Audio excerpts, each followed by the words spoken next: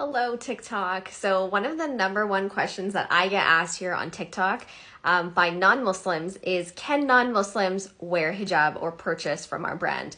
And the answer to that is yes.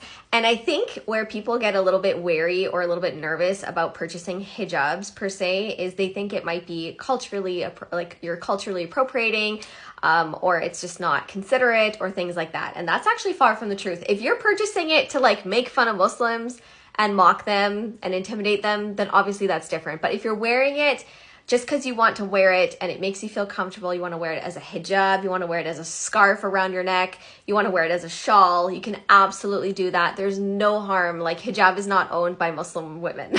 So just know that wearing hijab in any way that makes you feel comfortable, it's absolutely allowed. And I can't tell you how many non-Muslim customers we have. It is crazy. We have Christians, we have pagans, we have Jewish sisters, we have witches, we have atheists, we have like non-denomination, everything, like you name it. There's so many women that wear Lala hijabs because they say it makes them feel comfortable. They say they love the material. They say the way it makes them feel is like amazing. So definitely grab yourself a hijab if that's something that you want to do, and don't ever feel like it is culturally appropriating Muslims.